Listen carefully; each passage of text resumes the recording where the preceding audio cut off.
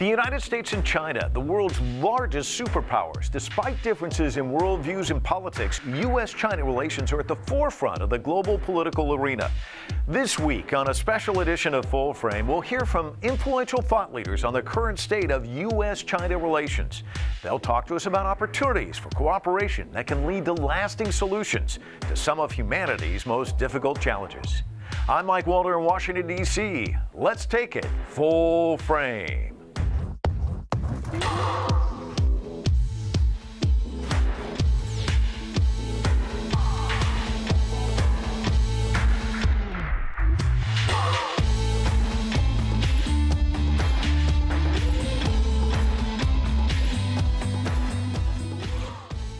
This week, Chinese President Xi Jinping arrived in the United States for an official state visit. It included meetings at the White House with President Barack Obama and a state dinner hosted by the U.S. President and First Lady Michelle Obama.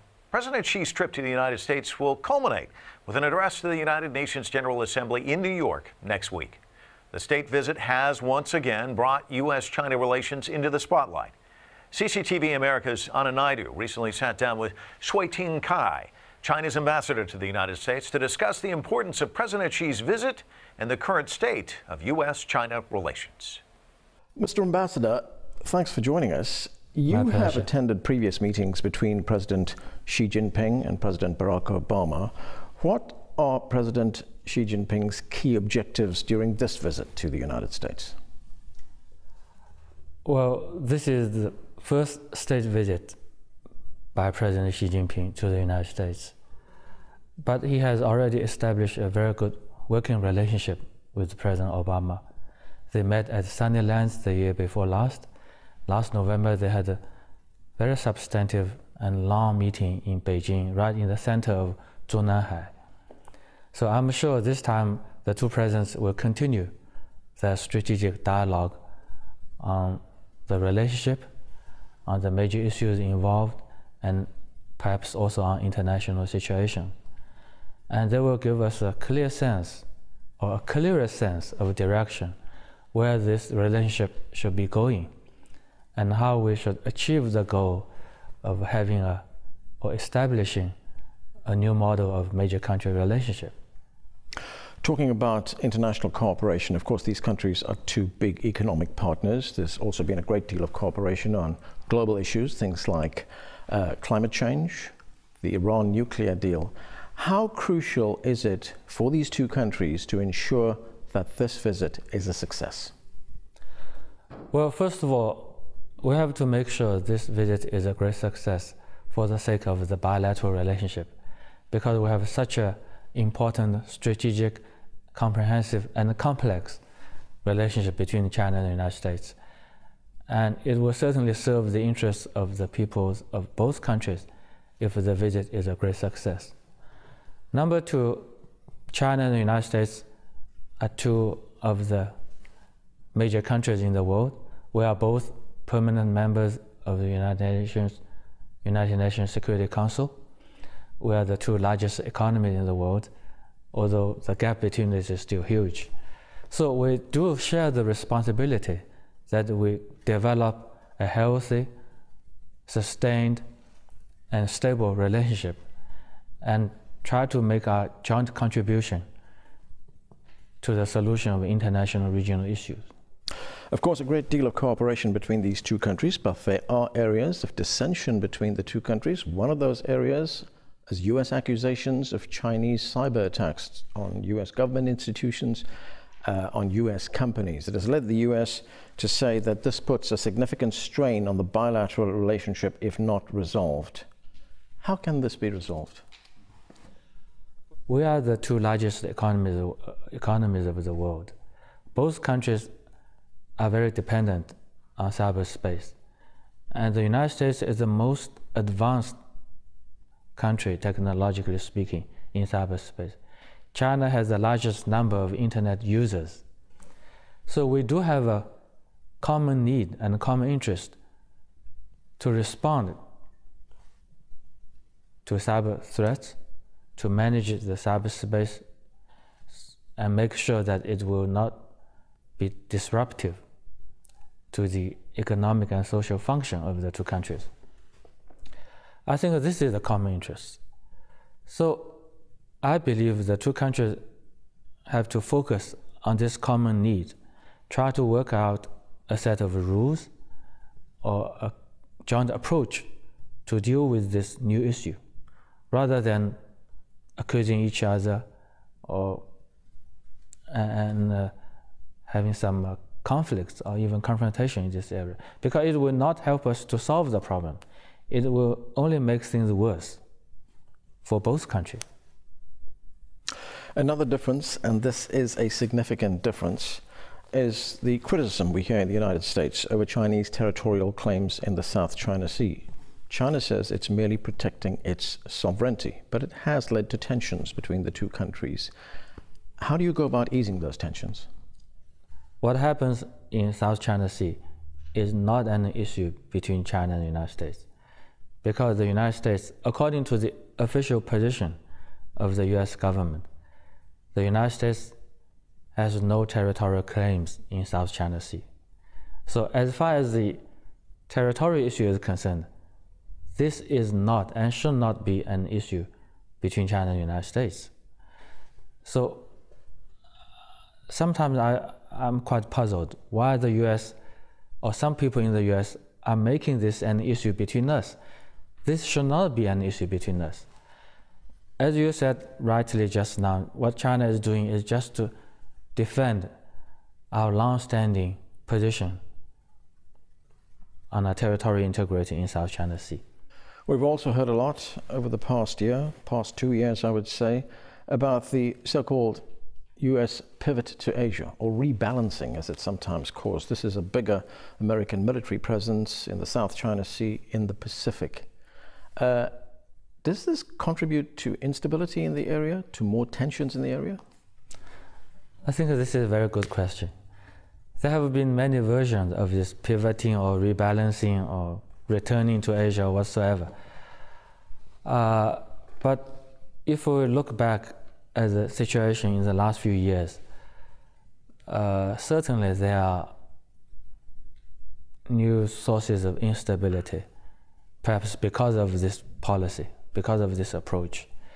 So I think the United States, I would suggest that the United States would think hard about the real effect this approach has had in the region. Is it help us to maintain greater stability and greater prosperity, or is it working in the opposite direction? Well, there are disputes, but one also has to look at the two-way trade between these two countries. It's now worth $550 billion a year, yet differences do remain. The United States and its allies have excluded China from the Trans-Pacific Partnership. The US has stayed away from the Chinese-led Asian Infrastructure Bank. There's also been debate in the United States here on the merits of President Xi Jinping's economic regional initiative, the One Belt, One Road initiative.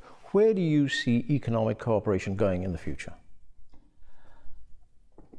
Well, you see, bilaterally, as you said, bilateral trade is growing very fast, and two-way investment is also growing very fast. So economically, the two countries are increasingly interdependent. We in China, we want very much to see a stronger growth in the US economy. I think many people in the US would also want to see a strong growth of the Chinese economy, because this is in our mutual interests.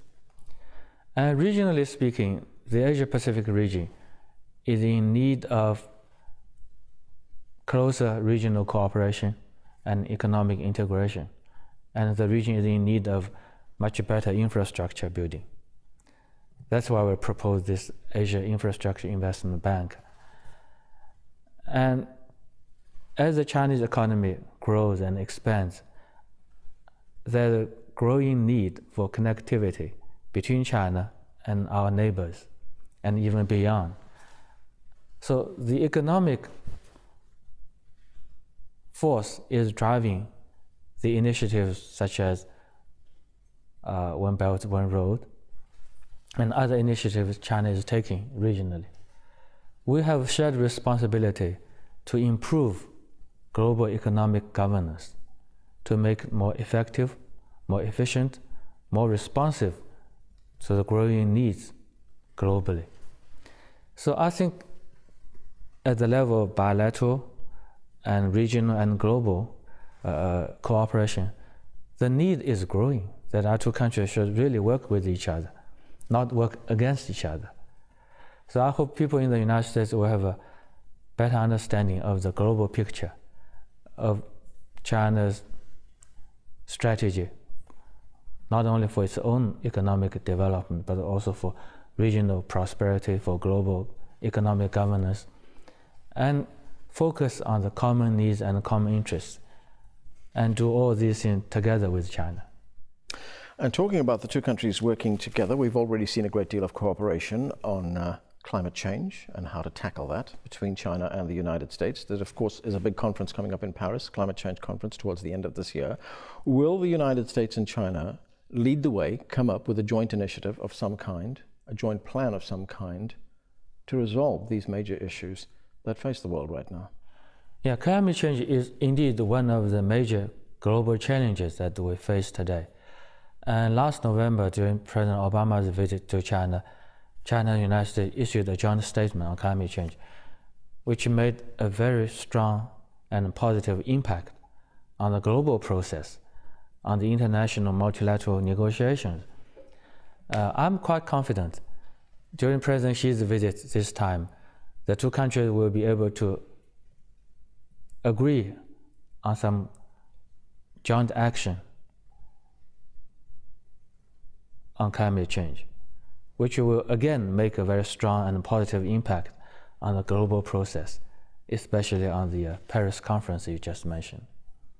Of course, we have to work together with other members of the international community. China and the United States, our two countries cannot solve this climate change issue just by ourselves. We need global cooperation, global efforts. Mr. Ambassador, we've seen a growing number, thousands of tourists going to China, Chinese tourists coming to America. We've seen tens of thousands of students studying in each other's country. We've seen a great deal of cultural exchanges between the two countries. They appreciate each other's literature, music, art. Do you see culture as a way of cementing relations between these two countries? Oh yes, indeed, indeed. And actually, we do have a very high-level mechanism, what we call the high-level consultation on people-to-people exchanges. On the US side, it's headed by Secretary Kerry. On the Chinese side, it's headed by Vice Premier Liu Yandong. It's an annual dialogue mechanism, and it is promoting and facilitating all these changes, cultural changes, young people exchange between young people, and students exchanges, tourism, and even young scientists. It's very helpful. Mr. Ambassador, thank you very much. Thank you. Coming up next, can China and the West ever truly understand each other? The answer may surprise you.